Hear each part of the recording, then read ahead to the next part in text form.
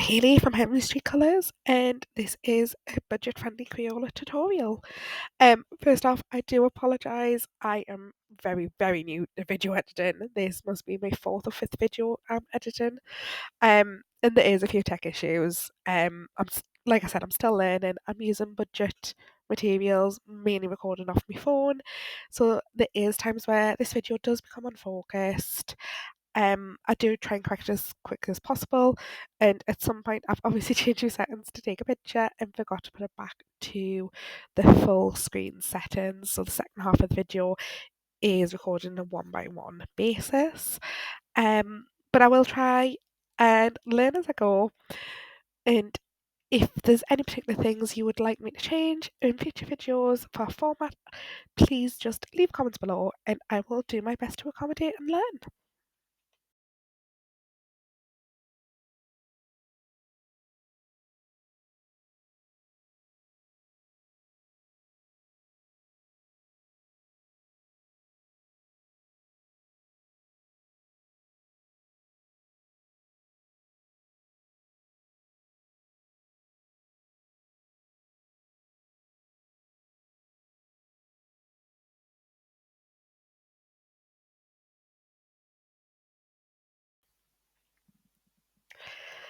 So with this colour along, we will be using Crayola pencils, and one of the things about Crayola pencils and a lot of other budget-friendly colour pencils is that they have a very hard core. And because they are on the cheaper side, there's only a very limited amount of pigment in a lot of the colours. Um, so it's really hard if you use a general blending technique, which you would normally use for kind of Prismacolors, polychromos, and those softer pencils. What you tend to find is with these harder pencils, it will flatten the tooth of the paper and not allow as much product to transfer to build those colours up. So with Crayola pencils or any other budget pencils, it's most effective, in my opinion, to do light layers and build those layers up. Does this take much longer to colour a picture? Yes, it does take longer because you sometimes going over the same petal or flower two or three times to build that colour. But you can build effective images and effective transitions between colours doing it that way. Whereas a lot of people feel like Crayola pencils are not blendable to an extent. You'll see as I go through this colour along, I quite often do each colour two or three times. And don't get us wrong, some of the Crayola pencils actually have really good pigment transfer, such as the olive green and forest green, which I use later on. But some are harder to transfer that pigment. So just doing those light layers, not destroying the tooth of the paper, and adding it again after you've added another colour can just build up those layers to have a more effective picture.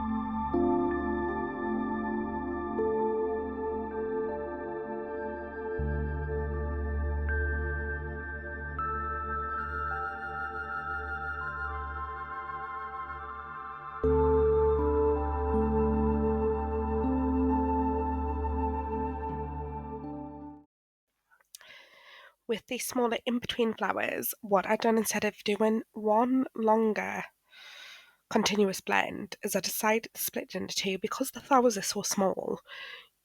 You wouldn't get more than kind of two or three different colours anyway. So just randomly choosing some of the small flowers I done in the flower three combination, and then once I just randomly selected a good bunch of the flowers throughout the circle, I went through and finished the remaining flowers with the second combination, which is flower four of coral wreath and light medium rose, until the full circle was completed.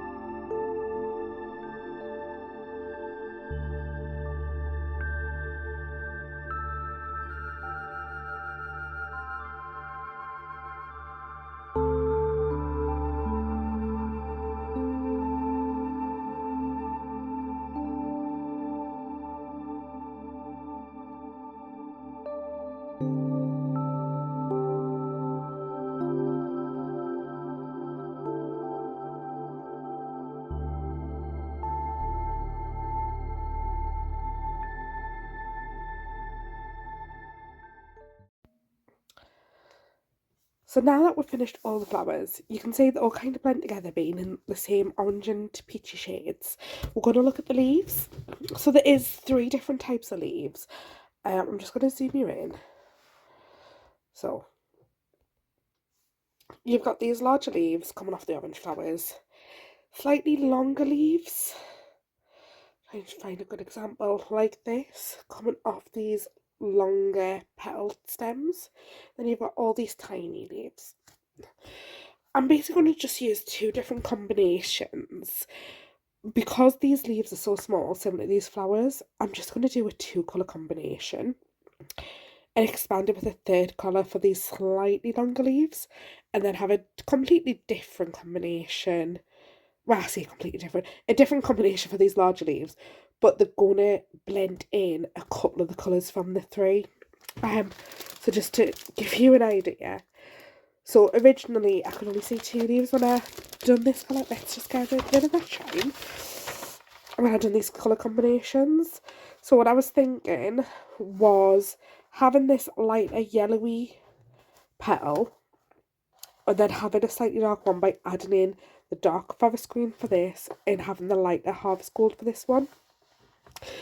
What I'm thinking is I'm going to do the larger leaves in this green colour. Yeah, I'm going to do the larger leaves in this green colour. The very tiny leaves, I'm just going to use the forest green and olive. And then the longer ones of the really thin petaled ones. So these ones, I'm going to do this combination of three. Mainly so the main colours that come through is green on the large leaves and the very tiny leaves. So I'll do a few of them just to show you what I mean. And then as we're done with the rest of this picture, we'll finish the rest off screen and come back when it's done.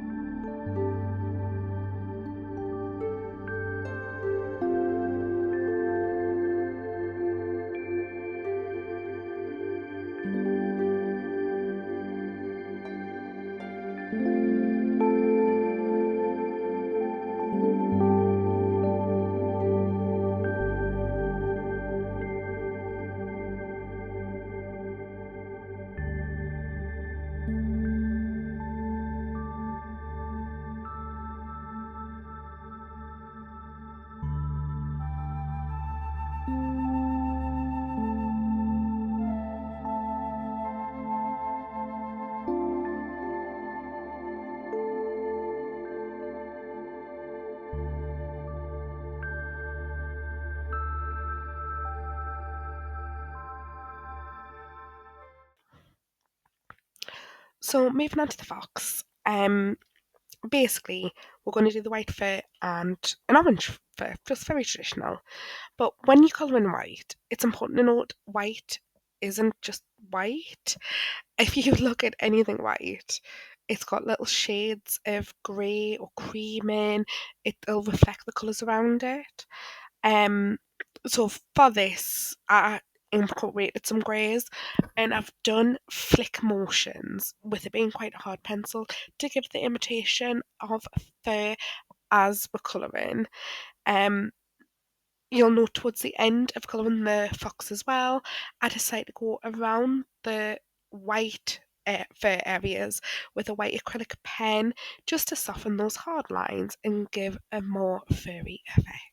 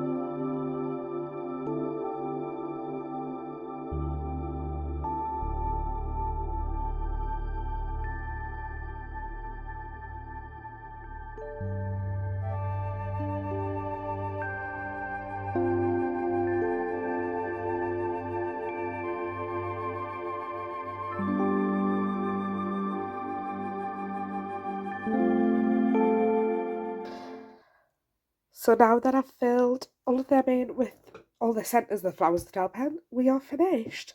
You could take it a step further and fill in these gaps with a colour if you wanted, but I quite like it fairly plain.